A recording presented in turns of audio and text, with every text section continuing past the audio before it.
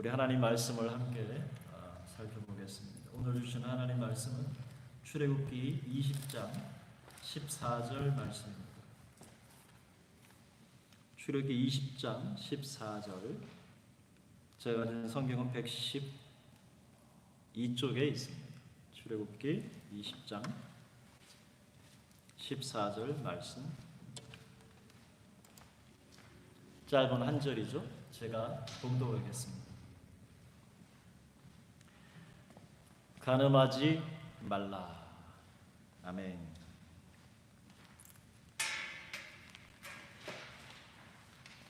여러분, 한 주간도 잘 지내셨습니까? 많이 보고 싶습니다. 세상에서 여러분 가장 가까운 관계이면서 가장 멀어질 수 있는 관계가 있습니다. 그게 뭔지 아십니까? 그것은 바로 부부관계입니다.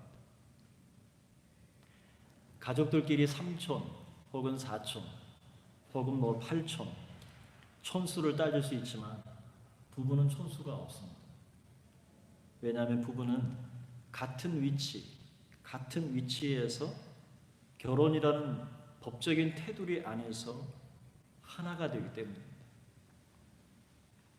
결혼이라는 인생의 항해는 늘 긴 여행입니다. 짧지 않죠. 길게는 60년, 70년, 짧게는 3, 40년 부부의 인생의 항해와 같습니다. 그런데 그 항해를 마치고 포부에 도착할 때까지 그 여정의 안전을 누구도 확신할 수 없습니다. 이런 측면에서 부부는 세상에서 가장 모험적인 관계입니다. 부부는 서로를 바라보고 있을 때 가장 가까운 관계이지만 반대로 등을 돌리는 순간에 세상에서 가장 먼 관계로 전락합니다. 오늘 현대사회는 이혼율이 급증하고 있습니다. 또한 결혼과 성에 대한 잘못된 의식이 현대사회를 병들게 만들고 있습니다. 성의식이 무너지고 성을 팔고 사는 것에 대해서 거리낌이나 죄의식조차 없는 사회가 되고 있습니다. 이와 같은 성윤리의식은 세상에서 가장 순결하고 가치 있고 소중한 축복인 결혼이라는 제도를 위협하고 있습니다. 요즘 중고생들, 대학생, 젊은 세대들 가운데 성에 대한 의식이 점점 무너지고 있습니다.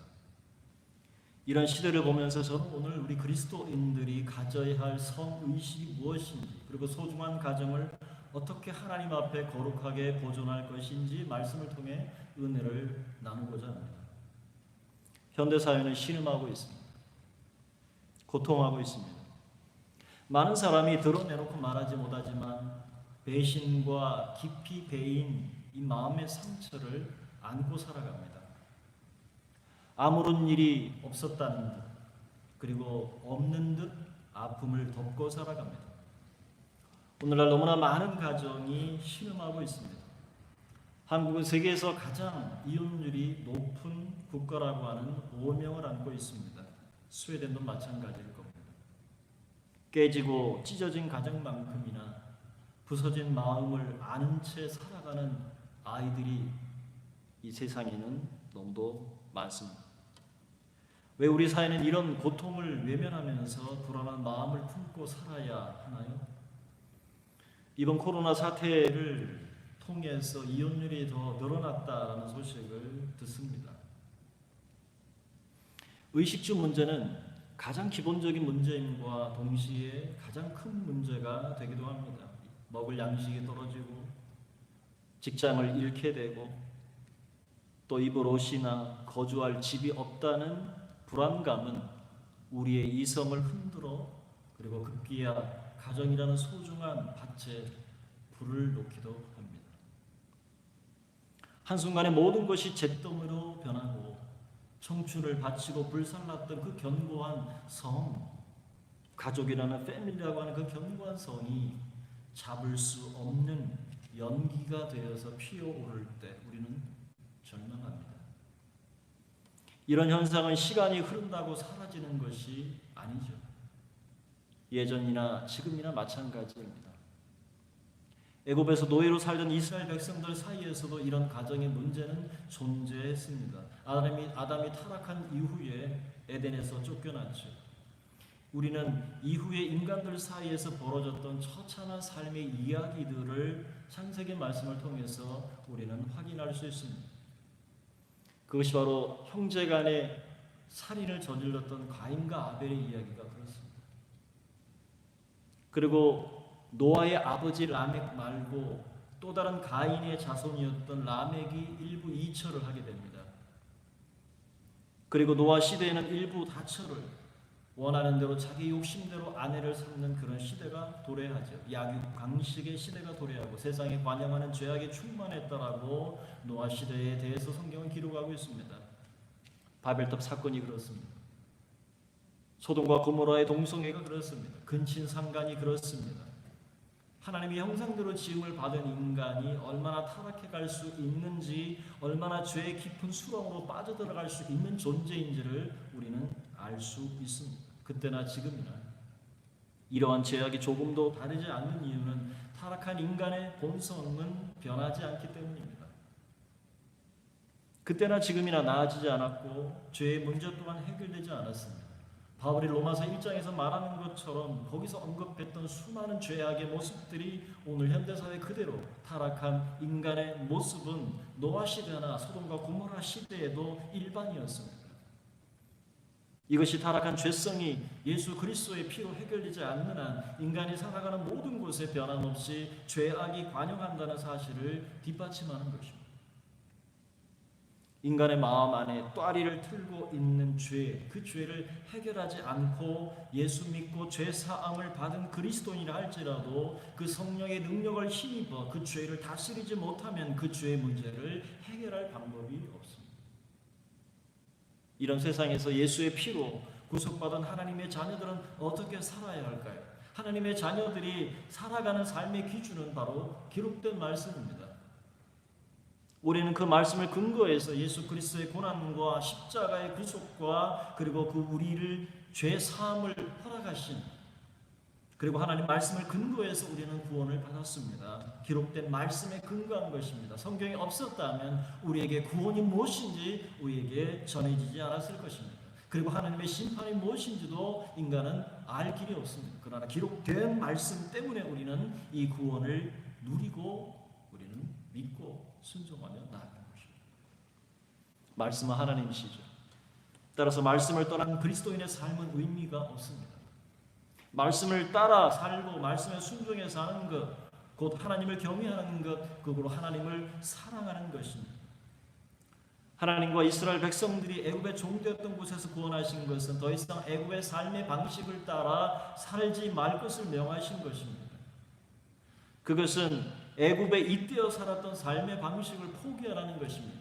더 이상 과거에 집착하지 말고 과거의 문화에 예속되지 말고 완전히 새로운 법 질서 아래로 하나님께서 그들을 이끌어 주신 것입니다. 이 법 질서는 우리 그리스도인이 땅에 살아가는 동안 평생 순종하며 따라야 할 생명과도 같습니다. 이것이 바로 이웃을 사랑하라고 말씀하시는 새 계명입니다. 제5계명은 부모를 공경하는 것이며 제6계명은 타자의 생명을 살인하지 않고 존중하는 것이죠. 그리고 7번째 명령에는 바로 이웃 사랑은 결혼을 통해 이룬 자신의 가정과 그리고 타인의 가정을 존중하기에 여기며 소중히 서로 여기는 것이라 말씀합니다. 오늘 본문 출애굽기 20장 14절에 너는 간음하지 말라라고 명하십니다. 오늘 말씀 여기 간음은 네에프라는 단어를 씁니다. 이것은 결혼을 전제하는 것입니다. 결혼한 남녀가 남편과 아내 외에 다른 사람과 성적인 관계를 맺는 것을 말합니다. 그것을 간음이라고 말합니다. 간음이라고 하는 것은 부부라는 울타리 밖에서 발생하는 사건입니다. 그렇다면 왜 하나님께서 자기 백성들에게 간음하지 말라고 하실까요? 우리는 하나님께서 세운 가정이란 무엇인지 먼저 살펴볼 필요가 있습니다. 창세기 2장 18절의 말씀을 보면 사람이 혼자 사는 것이 좋지 아니하니 내가 그를 위하여 돕는 배필을 지으리라 말씀하셨습니다. 들짐승과 새들의 이름을 하나하나 부르면서 아담은 이름을 지어주었습니다. 그러한 탁월한 지혜를 발휘했지만 그 자웅을 겨루는 그 동물을 바라보는 아담이 홀로 지내는 것이 하나님 보시기에 좋지 않았습니다. 그래서 하나님께서 아담을 위해서 돕는 배필 곧 여자를 지으시고 아담에게로 이끌어 오셨습니다. 한 아내의 역할은 돕는 배필입니다. 여러분, 돕는 배필은 어떤 의미가 있을까요? 어떤 사람은 돕는이라는 말 때문에 남성과 여성 사이에, 남성과 여성이 그 사람 사이의 본질적인 우월성이나 혹은 열등함을 주장하기도 합니다. 그러나 이것은 어리석은 것입니다. 돕는이라고 하는 이 단어, 히브리의 네게드라고 하는 이 단어의 말의 뜻은 뭐냐면 in front of라는 말입니다. 무엇의 앞에, 정면에, 맞은편에 라는 의미입니다. 하나님께서 최초로 가정을 만드실 때 부여하신 남편과 아내는 서로를 마주하는 상대입니다. 누구 하나 위에 있고 누구 하나 낮에 있는 것이 아니라 동등하게 앞에서 서로 바라보는 것. 남편이 우월하거나 아내가 열등하다는 의미가 아닙니다. 남편과 아내가 서로 맞은편에 선다는 것은 무엇을 의미합니까? 서로 도움이 필요하다는 말입니다. 서로의 필요를 채워주고 그리고 서로 도우며 살도록 하나님께서 만드셨다는 것입니다. 이것이 하나님께서 최초의 가정을 만드신 모습입니다. 여기 돕는이라는 이 단어는 구약에 18번 사용하고 있습니다. 그 중에서 16번은 야훼 하나님께서 사용되었습니다. 즉 하나님이 우리를 도와주시듯이 여성은 남성을 도와 온전하도록 한 것이며 남편은 아내의 필요와 궁핍을 채워 서로 돕도록 한 것이죠. 이것이 남편과 아내의 역할입니다. 그리고 창세기 2장 24절에 이러므로 남자가 부모를 떠나 아내와 연합하여 둘이 한 몸을 이룰지니라 라고 명령하셨습니다. 남편과 아내가 몸이 하나로 연합하는 것, 둘이 하나가 되는 사이를 의미하는 것이죠. 오늘 가늠하지 말라라는 명령은 바로 이 남편과 아내 사이에 발생하는 외도를 말씀하는 것입니다. 남편이 아내와 연합한다는 것은 결혼을 전제하는 것입니다. 하나님께서는 결혼을 통해 사람이 한 몸을 이루도록 창조하셨습니다. 부모 아래에서 양육되던 남자와 여자가 이제 그 부모를 떠나서 서로 연합하는 것이 결혼입니다. 결혼은 예속이 아닌 연합입니다. 연합의 궁극적인 목적은 한 몸을 이루는 것입니다. 다시 말해서 성적인 연합을 의미합니다. 남편과 아내 사이의 성적인 연합이 부끄럽지 않다는 것을 이렇게 표현합니다. 창세기 2장 25절에 아담과 그의 아내 두 사람이 벌거벗었으나 부끄러워하지 아니하니라. 그런데 이렇게 시작된 가정의 본질이 서서히 무너지기 시작했습니다. 간음이라고 하는 결혼을 전제한 것이죠. 그런데 오늘날 청소년이나 대학생들이나 청년들 사이에 성적 경험을 가지는 것은 why not? 그냥 자연스럽게 생각하는 경향이 있습니다. 결혼하기 전에 먼저 성적인 경험을 먼저 해봐야 한다고 생각합니다. 이것은 현대 사회가 만들어낸 불법입니다. 그리고 자기를 합리화하기 위한 변명이죠. 나도 했으니 너도 해봐라. 괜찮다. 여러분, 그것은 죽음의 길을 함께 걷자고 손 내미는 유혹입니다. 하나도 부러워할 것이 없는 죄의 유혹이라는 사실을 우리 학생들과 청년들은 기억하시기를 바랍니다. 성적인 결합은 반드시 결혼을 전제하는 것입니다. 아니 목사님, 지금이 어느 시대인데 그렇게 고리타분한 생각을 하고 계시나요? 그럼 제가 묻겠습니다. 하나님의 말씀이 시대의 흐름에 따라서 변하던가요? 만약 하나님의 말씀이 시류를 따라 변했다면 우리 가운데 구원을 받을 수 있는 사람은 저를 포함해서 단 한 사람도 없습니다. 우리가 구원을 얻고 천국의 소망을 갖는 이유는 영원한 진리가 변하지 않기 때문입니다. 기록되어진 말씀이 변함이 없습니다. 시대는 변합니다. 그리고 세대가 변합니다. 그러나 하나님께서 명하신 그 가정에 대한 정의는 변하지 않습니다. 변하지 않았습니다. 우리의 생각조차 아시는 하나님께서 그날 행했던 우리의 행실을 모르실까요? 졸지도 주무시지도 않으시는 하나님께서 그걸 모른다고 하시겠습니까? 젊은 날의 정욕을 피하고 순결하고 자신을 지키고 성적인 호기심과 성적인 결합과 성의 즐거움은 결혼 이후에 누리시기를 바랍니다. 저는 우리 청년들과 젊은 사람들을 아낍니다. 전도서 11장 9절과 10절은 이렇게 말합니다. 청년이여 네 어린 때를 즐거워하며 내 청년의 날들을 마음에 기뻐하여 마음에 원하는 길들과 내 눈이 보는 대로 행하라. 그러나 하나님이 이 모든 일로 말미암아 너를 심판하실 줄 알라. 그런즉 근심이 네 마음에서 떠나게 하며 악이 네 몸에서 물러가게 하라라고 말씀합니다. 구원의 심판이 아닙니다. 내가 그렇게 했기 때문에 구원에서 탈락되는 게 아닙니다. 그것은 행위에 대한 심판입니다. 하나님 그 행위를 반드시 심판하신다는 말씀입니다. 청년의 순결은 자신이 지키는 것입니다.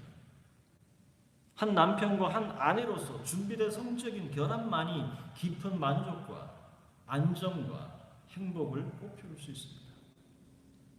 바울은 고린도에 보내는 편지에서 이렇게 말했습니다. 고린도전서 5장 11절 말씀에 이제 내가 너희에게 쓴 것은 만일 어떤 형제라 일컫는 자가 음행하거나 탐욕을 부리거나 우상 숭배를 하거나 모욕하거나 술 취하거나 속여 빼앗거든 사귀지도 말고 그런 자와는 함께 먹지도 말라 하니라 라고 말합니다.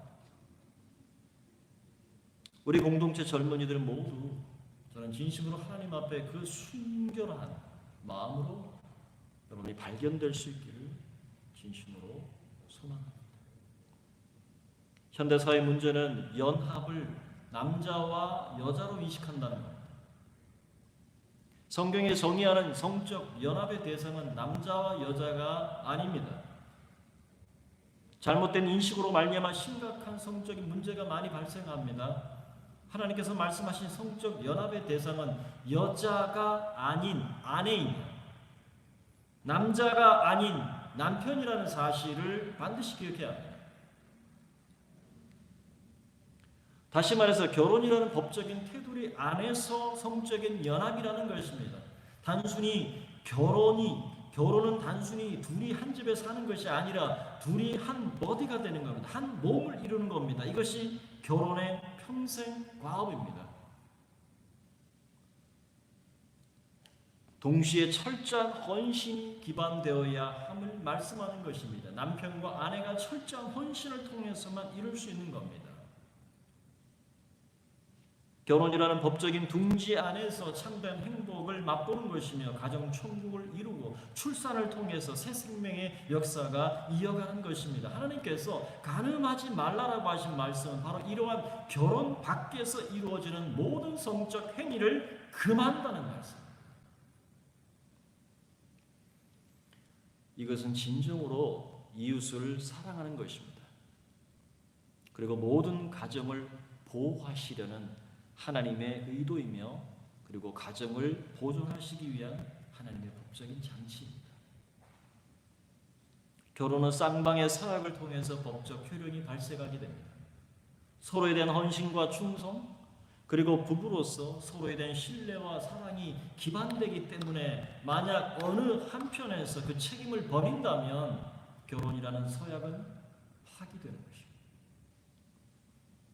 그런데 오늘날 너무나 많은 이들이 결혼하고 잘 살다가 어려움이 닥치면 이혼하는 것을 보게 됩니다. 물론 많은 이유가 있을 수 있습니다. 하지만 그 이전에 이것은 심각한 개인적, 사회적 문제를 낳게 된다는 사실을 인식한다면 결혼도 이혼도 깊이 숙고해야 합니다. 여러분, 신의 산이라는 공적인 장소에서 신랑 되시는 하나님과 그리고 신부로서 이스라엘은 언약을 맺습니다. 마치 우리가 결혼하는 것과 같습니다. 그래서 하나님께서는 이스라엘을 나의 아내라고 칭하셨습니다.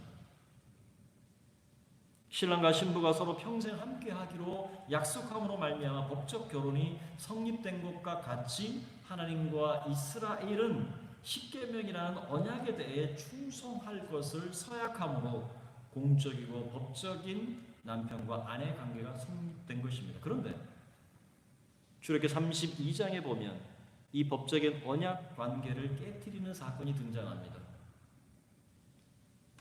바로 금송아지죠. 금송아지를 형상을 만들어 세우고 말합니다. 이스라엘아, 이는 너희를 애굽에서 인도해낸 신이다 라고 말합니다. 이렇게 선언함으로 이스라엘은 스스로 하나님과 결혼을 파기해버린 것입니다. 나는 오직 하나님만 섬길 것이며 나는 너의 하나님이 될 것이라고 하는 마치 결혼과 같은 그 언약을 파기해버린 행위가 되었습니다. 이 사건을 통해서 하나님께서는 출애굽의 구속을 도둑질당했습니다. 바울이 탄식한 것처럼 살아계신 하나님을 썩어 없어질 우상으로 바꾸어버린 로마서 1장 23절의 말씀처럼 아주 큰 사건이었습니다. 이 일로 하나님은 크게 진노하셨습니다. 내 백성, 거룩한 백성이라고 선언하셨던 하나님께서 이 백성이 부패하였다라고 말씀하시면서 그들을 진멸하겠다. 출애굽기 32장 10절에 그렇게 하나님 말씀하셨습니다. 여러분, 간음하지 말라는 하나님의 명령은 하나님과 이스라엘의 법적 관계를 기반으로 말씀하시는 것입니다. 하나님과 이스라엘이 법적인 서약을 통해서 남편과 아내로서 그 책임과 의무를 다하는 것과 같이 결혼한 남편과 아내는 이러한 법적인 책임과 의무를 다해야 한다는 말씀입니다. 그래서 간음은 결혼이 전제된 것입니다. 따라서 남편이 자신의 아내가 아닌 다른 여자와 혹은 아내가 자신의 남편이 아닌 다른 남자와 성적인 결합은 곧 우상 숭배와 다를 바 없는 행위가 되는 것입니다. 그것이 하나님께서 간음하지 말라라고 명령하신 이유입니다. 이스라엘이 남편 된 하나님만을 사랑하고 헌신해야 하는데 자신의 남편 대신에 금송아지 형상을 만들어서 이것이 나의 남편이라 말하는 것과 같은 것이라는 겁니다. 그래서 결혼은 인생에서 가장 중요한 행사입니다. 결혼 밖에서 이루어지는 모든 성적 결합은 우상 숭배와 같은 것입니다. 자신의 남편 혹은 자신의 아내 외에 다른 대상과의 성적 결합을 한다는 것은 우상 숭배에 해당하며 그것은 하나님의 심판의 대상이 된다는 사실을 우리는 기억해야 합니다. 여러분, 생각해 보시길 바랍니다. 우리가 이 땅에 살아가는 동안에 예수님을 믿는다는 이유로 핍박을 받습니다. 때는 예수님을 믿는다는 이유로 환난을 받기도 하고 고통을 당한다고 우리가 예수님을 포기하겠습니까? 결혼이라는 이러한 극심한 어려움이 있다 할지라도 마지막까지 책임을 다하는 신앙과 같은 것입니다. 그게 결혼. 신앙입니다, 결혼. 하지만 오늘날 많은 이들이 결혼 서약을 하고 살다가 경제적 어려움으로 또 성격 차이로 인해서 헤어지고 이래서 헤어지고 저래서 헤어지는 안타까운 경우를 많이 보죠. 자신이 선택한 결혼은 바울이 말한 바와 같이 한편이 죽기 전에는 그 짐을 벗을 수 없는 것입니다. 고린도전서 7장 10절 11절에 이렇게 말합니다. 결혼한 자들에게 내가 말하노니 말하는 자는 내가 아니라 주시라. 여자는 남편에게서 갈라서지 말고 만일 갈라섰으면 그대로 지내든지 다시 그 남편과 화합하든지 하라. 남편도 아내를 버리지 말라. 이렇게 말합니다. 고린도전서 7장 39절에 아내는 그 남편이 살아있는 동안에 매여 있다가 남편이 죽으면 자유로워 자기 뜻대로 시집갈 것이나 주 안에서만 할 것이니라 라고 바울은 권고합니다. 이게 하나님 말씀입니다. 오늘날 그리스도인임에도 불구하고 이 가르침에 순종하지 않는 이들이 많습니다. 결혼은 자신이 선택해서 서약한 것이기 때문에 끝까지 책임과 헌신을 다해야 하는 신앙과 같은 것입니다. 여러분 사이에 힘들고 어려운 일이 있을 때 때로는 가정이 먹고 살 능력조차 사라진다 해도 도망치면 안 됩니다. 끝까지 결혼의 서약은 주 오실 때까지 지키는 하나님과 우리 사이의 신앙과 같은 것입니다. 아무리 힘들고 어려워도 우리의 신앙을 저버릴 수 없는 것처럼 한 번 서약한 결혼은 어떤 경우라도 서로가 지켜야 할 법이요 믿음입니다. 남편에게 맞는 아내, 아내에게 맞는 남편, 구타와 술주정, 도박 증세가 있으면 어떻게 할까요? 그래도 서약을 깨뜨리면 안 돼요. 기도하고 해결해요. 참고 인내하고 기도하면서 그 실타래를 풀어가야 합니다.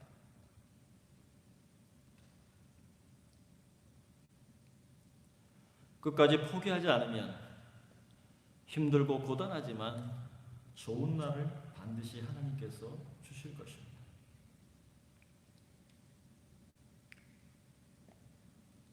결혼하지 않은 청년들은 결혼을 심사숙고해서 하셔야 합니다.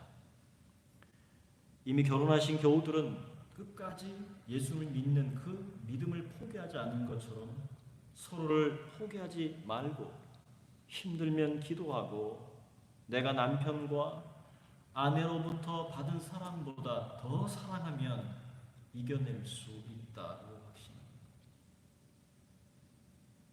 죄송하지만 저의 가정에도 그런 위기가 많았습니다. 저희 어머니는 수도 없이 이혼을 마음먹고 접고 마음먹고 접으셨습니다. 왜냐하면 아버지는 생활할 능력이 안 되시고 가정에 폭력은 있고 늘 술에 쩔어 사시고 얼마든지 이혼할 수 있는 당위성이 생깁니다. 그러나 자식들 때문에 어머니는 끝까지 이혼을 포기하셨습니다. 지금은 하나님의 은혜 안에 우리 모두가 행복을 누리고 있습니다. 결혼이란 책임입니다. 그렇다면 간음하지 말라는 하나님의 명령을 우리는 어떻게 실천해야 할까요? 여러분, 예수님은 무엇이라고 말씀하셨습니까? 마태복음 5장 27절 28절의 말씀을 보면 예수님께서 말씀하십니다. 또 간음하지 말라 하였다는 것을 너희가 들었으나 나는 너희에게 이르노니 음욕을 품고 여자를 보는 자마다 마음이 이미 간음하였느니라. 여기 음욕을 품고 여자를 보는 자마다 있게 되어 있습니다. 이게 의도적으로 음욕을 품고 여자를 보는 것을 간음이라고 규정합니다. 잘 생각해 보세요. 여자를 보고 음욕을 품는 것과 음욕을 품고 여자를 보는 것은 다른 문제입니다. 대놓고 유혹하면 이겨낼 수 있는 남자들이 많지 않죠. 그런데 이 말씀은 여자를 쳐다보지도 말라는 말씀이 아닙니다. 남편과 아내가 서로 길을 가고 있다가 남편이 정말 아름다운 여인이 지나간다. 그렇게 쳐다보면 옆에 있는 와이프가 화를 내죠. 어디 쳐다봐. 아름다운 거 아름다운데 어찌하라고. 아름답네. 그 말을 하지 말라는 게 아닙니다. 아름답네. 그건 팩트잖아요. 근데 그 다음에 문제죠. 그거를 보고 음욕을 품는 것은 다른 문제입니다. 또 하나, 음욕을 가지고 여자를 보는 것은 다른 문제입니다. 이미 그 행동을 마음속에 간음이라고 하는, 마음속에 음욕이라고 하는, 마음속에 색이라고 하는, 마음속에 욕망을 품고 여자를 바라보는 것은 다른 문제입니다. 성경은 예수님이 바로 그것을 말씀하는 겁니다. 그것을 예수님께서 간음이라고 규정하신 것입니다. 피동적인 상태가 아니라 능동적인 상태입니다. 내 마음에 음욕이 가득한 상태로 여자를 쳐다보는 것은 간음이라고 규정하셨습니다. 왜요? 행동으로 옮길 가능성이 너무하기 때문입니다. 예수는 이런 음욕을 마음에 가득 품고 여자를 바라보는 것도 죄지만 실제로 남편 외에 혹은 아내 외에 다른 남자와 여자와 성적 결합을 이루는 것은 더 큰 죄입니다. 결혼 전의 청년들은 하나님 앞에 자신의 믿음을 잘 지키시기를 바랍니다. 여기 결혼하신 남편들 또 아내들에게 여러분 부탁합니다. 결혼해서 함께 사는 남편과 아내를 족한 줄로 알고 사셔야 합니다. 잠언 5장 19절, 잠언 5장 15절부터 20절 말씀을 여러분 시간 되실 때 꼭 한번 읽어보시길 바랍니다. 결혼해서 함께 사는 남편과 아내를 족한 줄로 알고 사셔야 합니다. 그게 책임이며 의무이며 믿음입니다. 하나님께서는 그날 밤 그 일을 모두 알고 계십니다. 여러분, 남편에게 아내에게 충성을 다하시기를 바랍니다. 결혼 서약으로 맺은 남편과 아내만을 통해서 인생의 성적인 즐거움을 그리고 만족을 누리시기를 바랍니다. 결혼 밖에서는 안 됩니다. 이것이 온전한 그리고 진정한 연합입니다. 이것이 가족 공동체를 굳건하게 세우는 방법입니다. 이러한 가정을 보고 자란 아이들이 행복을 안고 살아갑니다. 행복을 압니다. 가정이 무엇인지 압니다. 그런 부부가 행복하고 서로의 사랑은 깊어집니다. 부부간의 행복이 진정한 행복이며 이것이 이웃을 사랑하는 진정한 사랑이라는 사실을 우리는 기억해야 합니다. 가정을 프로텍팅하는 것이 이웃을 사랑하는 겁니다. 이러한 부부가 세상에 많아질 때, 충만할 때 행복한 가정과 건강한 사회가 바로 세워지게 됩니다. 부부라는 관계 밖의 모든 성적 결합은 하나님과 맺은 언약을 파괴하는 행위입니다. 이것은 신앙을 저버리는 것과 같기 때문입니다. 히브리서 13장 4절은 이렇게 말합니다. 모든 사람은 결혼을 귀히 여기고 침소를 더럽히지 않게 하라. 음행하는 자들과 간음하는 자들을 하나님이 심판하시리라 말씀하셨습니다. 이것은 구원의 문제가 아니라고 말씀을 드립니다. 그렇기 때문에 내가 구원에서 탈락된다는 말이 아닙니다. 구원받은 하나님의 백성이 자신이 행한 그 행위에 대한 상과 벌을 반드시 받게 된다는 사실을 기억해야 합니다. 아무도 피할 수 없습니다. 이제 말씀을 맺겠습니다. 남편이 아내를 두고 다른 여자와 성적 결합을 실행하는 것은 우상 숭배와 같습니다. 반대로 아내가 남편을 두고 다른 남자와 성적 결합을 실행하는 것 또한 우상 숭배가 됩니다. 하나님께서는 그날 밤 죄의 날을 기억하실 것이며 그 행위에 대해 반드시 심판하실 것입니다. 이것이 간음의 무게입니다. 우리 가운데 어떤 사람도 여기에서 자유롭지 못합니다. 청년의 정욕도 합법적인 결혼 밖에서 이루어진 모든 간음에 대해서 여러분 철저하게 회개하고 또 회개해야 합니다. 지금까지 이러한 결혼 서약을 스스로 깨고 탐했던 모든 정욕을 회개해야 합니다. 그로 인한 고통에서 자유롭도록 부부는 진정한 용서와 신뢰를 서로 회복해야 합니다. 이제 이후로 살아가면서 우리는 수많은 이러한 유사한 유혹을 받게 될 것입니다. 사탄은 쉼없이 하나님이 기록된 말씀을 거역하도록 아주 가볍게 여기도록 우리를 유혹할 것입니다. 우리는 구속받은 하나님의 자녀로서 이런 유혹을 멀리하고 자신을 순결하게 해서 남편과 아내로서 가정을 지키고 가꾸어 가야 합니다. 그것이 바로 이웃을 사랑하는 것입니다. 인간의 죄는 공장과 같습니다. 그 죄의 성향은 공장입니다. 그런데 이 공장에서 자꾸 생산품을 죄를 만들어내잖아요. 이 죄들에 대한 문제가 아니라 이 죄 성향에 대한 문제입니다. 팩토리를 제어해야 합니다. 어떻게 가능합니까? 성령을 통해서밖에 할 수 없습니다. 내 힘으로 할 수 없습니다. 그래서 우리는 깨어 있어야 합니다.